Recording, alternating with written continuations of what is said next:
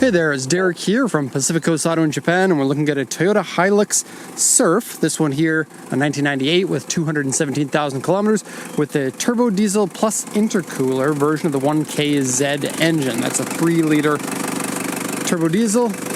Intercooler came later and has the most amount of power out of any of these 1KZ engines.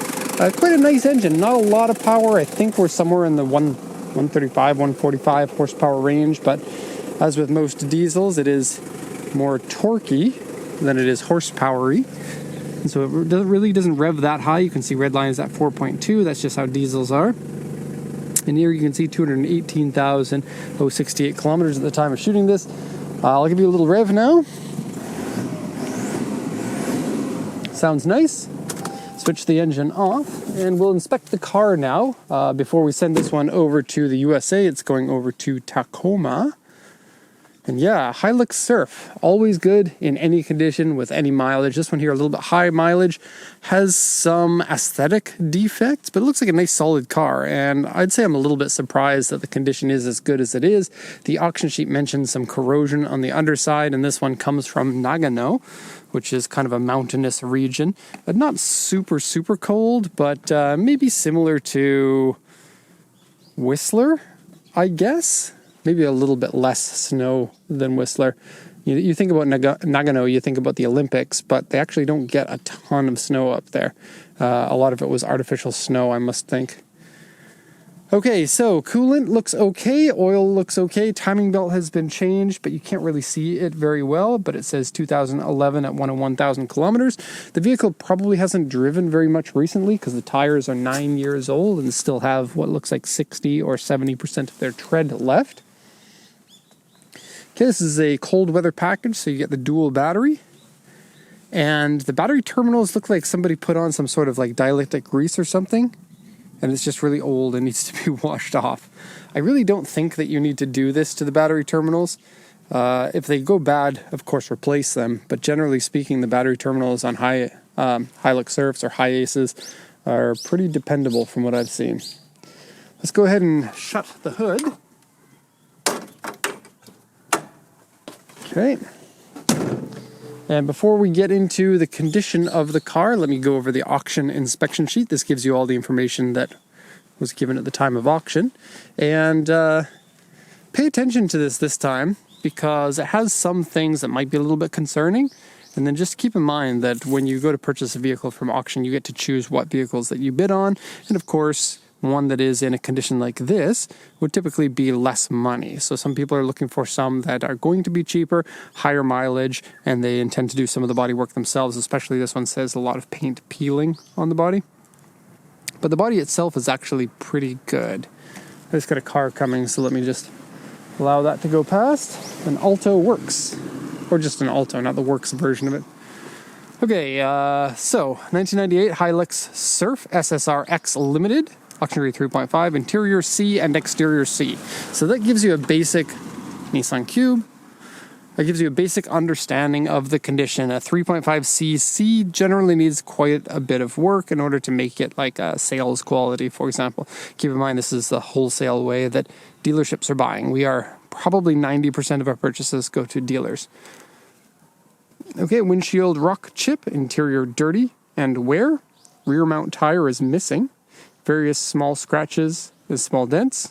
Wheels and door mirrors are scratched. Actually, the wheels are in pretty bad condition. Lots of corrosion on the wheel and lots of brake dust embedded in there. And some scars on the outside here. Okay. Underside surface rust and corrosion.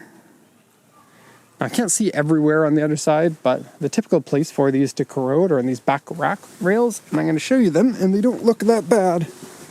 So right up here, now there is surface rust on it, but I don't really see any corrosion basically anywhere. Okay, I found a little bit right here. But when you know that the vehicle comes from a cold area like that, and it says corrosion, why are you coming back here around again? You're just getting in my way. Anyway, when it comes from a cold region, then and it says on here that there's corrosion on it, you would expect it to be a little bit worse than that. It also says the body has paint fade on it, which is true, but no areas are really faded. It's just an overall kind of a lack of luster. And I think with some ceramic coating, you can bring some of that back up. It doesn't seem too bad to me at all. Steering wheel has wear and cracks in it. Again, it's not so bad. Usually when it starts to say cracking, it gets pretty bad, but this one's not too bad. And then seat saggy, again, this one's not really too bad. And it says over fenders and front bumper paint peeling. This is a pretty major problem on the car, which I'll show you as we go around it. AC doesn't work and the blower makes a sound. The blower sound is only noticeable on the setting 3 out of 4 or 4 out of 4, but on 4 out of 4 it's quite noisy. So the blower fan would need to be replaced if you want to get rid of that. But if you have the AC or the heater on the setting 1 or 2, or even 3, I don't think it matters too much. Okay, the body here says like wear on the sign mark, and then paint peeling and paint peeling and paint peeling and paint peeling. It's probably a little bit worse than you would think by judging by this, but paint peeling needs to be repainted, and if you repaint them, it'll fix it. And then it says there's a crack in the board piece on the back. Okay, so let's take you for a tour around it. And I will say that when the paint gets like this, like the clear coat gets a little bit thin, stuff can stick on to the paint fairly easily. And that's exactly what's happened with this one. So there's a bunch of paint, like just general embedded dirt in the paint that might be a little bit difficult to get its way out. And so take care while you're trying to get it out, because if you just try to cut it all off with a polishing pad, you might cut the paint down because it is fairly thin. You might want to try with a few different solvents. Here's, let me just give you an idea of what I'm talking about. So come up here, and the whole roof is basically like covered with this dirt material, but it's like really hard embedded in there. And it's on the top of the spoiler.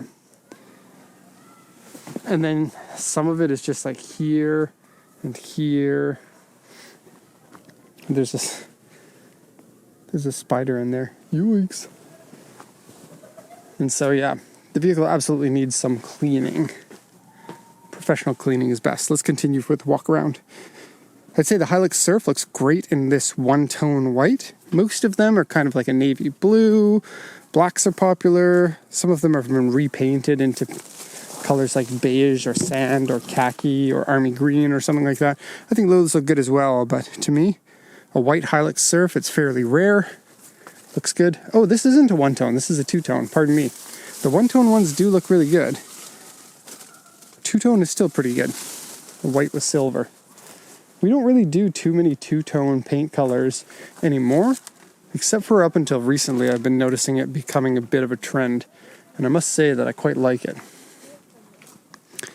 Okay, so let's look at details now. So, yeah, the paint peeling is pretty bad. So what's happened is they probably got some paint chips on the front bumper. It's made out of metal, by the way. And they probably got some paint chips on the over fenders, and they were like, I'm going to take care of that myself, and they spray painted it. But that spray paint has been put on poorly, for one, and it's peeled, secondly. It's really bad. The bumpers and over fenders need to be repainted. You can see here, and it is pretty much everywhere. You can see like a drip line here. There's, again, some fade on the top there. Pretty bad. The front guard has some dents in it. Were not mentioned on the auction sheet, by the way. And then this Hilux Surf sign piece usually is made out of like a chrome-like finish. It's now worn right down to the fiberglass or plastic or whatever that is. More of this peeling. And you can see like the peeling was just painted over without prepping it at all. And they didn't mask off the marker lights either. So, pretty lame. Okay. Coming down this side, we're not looking at any scratches or dents whatsoever in the metal, which is great. But our plastic here, again, we got peeling issues. And this continues on the plastic body armor here on the door. And then, likewise, this dirtiness that's embedded in the paint. I feel like clay bar would be probably pretty good at tearing some of that stuff out of the paint. but you'd probably have to use a lot of clay bar because there's a lot of it on the car. Okay, some more bad paint in this area and in this area here. Thank goodness they didn't try to do that with the white. Over fenders and bumpers are kind of redoable. And you can change the color without hurting the car too much. Changing color on a car, to me, is kind of a no-no in most cases. Not all, but most. Because then you have to deal with the inside of the door jambs, the back sides of the doors, all of this area here. If it's just the over fenders and the bumpers, you don't have to worry about all of that. And a white with black, I think would look great. Okay, so the rear tire is gone and the carrier for it is still here, which is nice. The carrier has a little bit of just like the beginnings of surface rust. I wouldn't even really call that surface rust yet. Just the beginnings of it. Okay, the back bumper has the crack like they had mentioned right there. And then not mentioned, tisk, is some really big dents over here. Now, they're right here. Thankfully, you can't see them from all angles because they're kind of underneath. So there you can see a large dent there. And yeah, it's metal, so you can't really undent that. It must have been hitting something pretty hard. Paint problems there. And then another dent right here. Kind of a longer type of dent. Now there are bumper kits that you can get for these because the 4Runner was made in North America. Now, the 4Runner was only a gasoline engine, and I think they had the 2.7 and the 3.4 liter engines, 4-cylinder V6 respectively.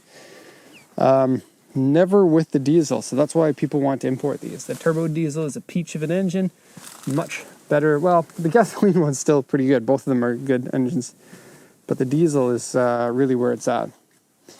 So we got a little bit of chipping there, and these look like scratches, but I think you might be able to polish them off. I think they might be some sort of like transfer of metal or like pencil or something like that, or somebody's ring or something.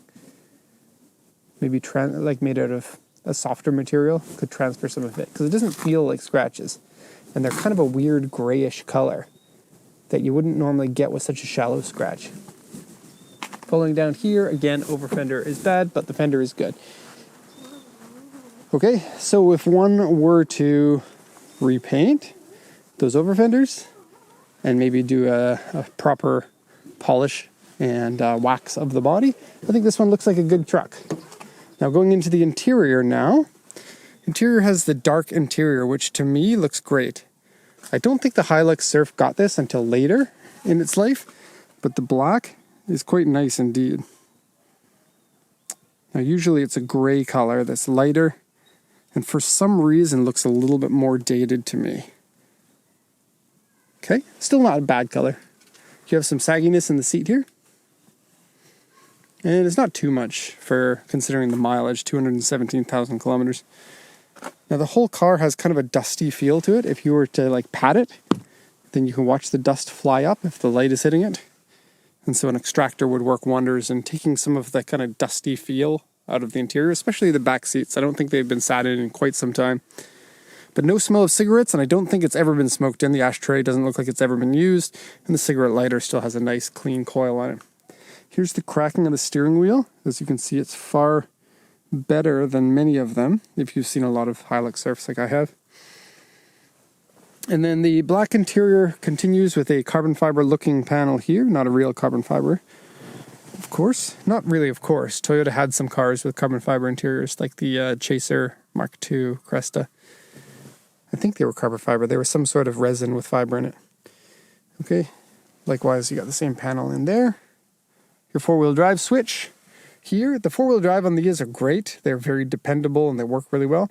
You get two-wheel drive, four-wheel drive with a locking center differential, and four-wheel drive low gear ratio with the locking center differential. And then the front ones are, I think you've got a limited slip differential in the front. I don't think it's done by hubs for this generation. I think the 130 was the final generation that had the locking hubs. Okay, you get a button here to roll up and down the back window. Hasn't been tested yet, but I tested the power windows and those all function fine. The power folding mirrors were also fine, but the driver's side one was a little bit noisy. It makes a sound. AC doesn't work and it's missing one of the little handles. And the sound, I would show it to you, but it's just like pretty typical of a blower motor sound. Aftermarket Alpine CD player in here. You get a little bit of a free box. Doesn't really fit an awful lot of stuff in it. Okay. And the interior has pine needles. So, very Nagano-like, I suppose. Let's go into the back seat now. And Hilux Surfs have a very decent amount of space in the back. They're absolutely good for kids, but can fit adults no problem as well. It has a pretty high floor, but that's the result of the vehicle being good at off-roading. And then it makes you feel good sitting up at least a little bit higher. This one hasn't been lifted at all, but gives you that higher position feeling just from factory. Headliner, nice and clean. It has these, which, yes, they could be installed for shipping. And if this is your car, let me know if you want them or not. But it adds to the height, and it's going to be like, I don't know, maybe $150 more to ship. High type. Also, I don't know how to install this. I'd have to learn. Okay, on to the trunk, which is generally good. It needs to be vacuumed. It has more of those pine needles in it.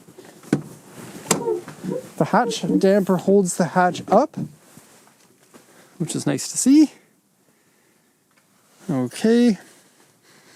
And there is your trunk. You can flip down those seats if you want to sleep in the back, so it's absolutely doable. You probably would struggle to fit two people sleeping in here, but you could do it if you are very close with one another. The side panels here can take damage fairly easily. This one has some scratches, but it's not too bad. And then there's no optional tonneau cover in here. But it does have the optional pine needles, proving that somebody was going and taking their 4Runner or their Hilux Surf and doing the outdoor life like you're supposed to do, like all the commercials tell you that you should be doing. Okay. Oh, and power rear under mirror. The sticker here is in pretty bad shape, but this thing here, you press a button and it goes, and then it has a mirror in it so that you can see from the inside how far your back bumper is away from things, which actually is extremely helpful to have. Okay, so we're done this report. If you kept watching this far, then I applaud you. Thank you so much. And if you do have any questions, send an email to us and we'll be happy to answer you, usually within 1 or 2 days. Usually within 60% within same day as you sent, 30% within 1 extra day, and 10% within 2 extra days. Okay, that's all for this one. Thanks for watching, and have a nice day.